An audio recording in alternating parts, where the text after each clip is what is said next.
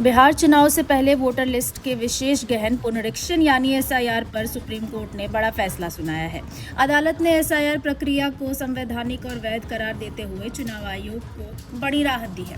Chief justice Suryakant की अगुवाई वाली बेंच ने कहा कि चुनाव आयोग को निष्पक्ष और शुद्ध मतदाता सूची तैयार करने का अधिकार है और इसके लिए विशेष प्रक्रिया अपनाई जा सकती है।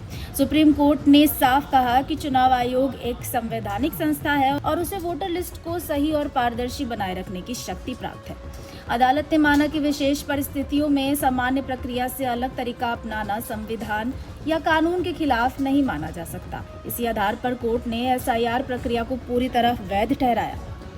बिहार में एसआईआर प्रक्रिया शुरू होने के बाद इसे सुप्रीम कोर्ट में चुनौती दी गई थी। याचिकाकर्ताओं का कहना था कि यह प्रक्रिया सामान्य संशोधन प्रक्रिया से अलग है और इससे मतदाताओं के अधिकार प्रभावित हो सकते हैं, लेकिन सुप्रीम कोर्ट ने इस दलील को स्वीकार नहीं किया। अदालत ने कहा कि चुनाव आयोग द्वारा मांगे गए दस्तावेजों को मनमाना कहा जा सकता है। कोर्ट ने ये भी कहा कि 11 दस्तावेजों पर विचार किया गया है और अदालत के आदेश के जरिए आधार कार्ड को भी शामिल किया गया है। सुप्रीम कोर्ट ने अपने फैसले में अहम टिप्पणी करते हुए कहा कि केवल इसलिए किसी प्रक्रिया को अल्ट्रा वायर्स यानी अवैध नहीं कहा जा सकता क्योंकि वह सामान्य प्रक्रिया से अलग है। अदालत के मुताबिक एसआईआर प्रक्रिया कानूनी रूप से मान्य है और चुनाव आयोग को इसे लागू करने का अधिकार है। सुप्रीम कोर्ट ने वोटर लिस्ट से नाम हटाने को लेकर भी महत्वपूर्ण टिप्पणी की। अदालत ने साफ कहा कि अगर किसी व्यक्ति का नाम वोटर लिस्ट से हटता है तो इसका मतलब ये नहीं है कि उसकी नागरिकता खत्म हो गई है। कोर्ट ने कहा कि एसआईआर प्रक्रिया को नागरिकता जांच के रूप में भी नहीं देखा जा सकता।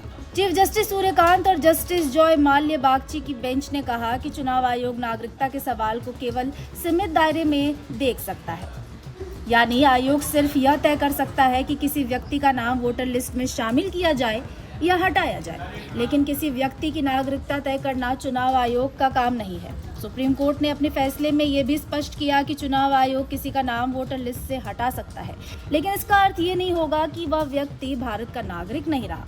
अदालत ने दोहराया कि नागरिकता तय करने का अधिकार चुनाव आयोग के पास नहीं है।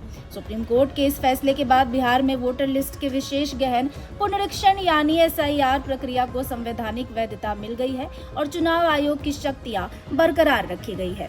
फिलहाल इस जानकारी में इतना ही। ऐसी तमाम खबरों के लिए देखते रहिए भारत एक्सप्रेस।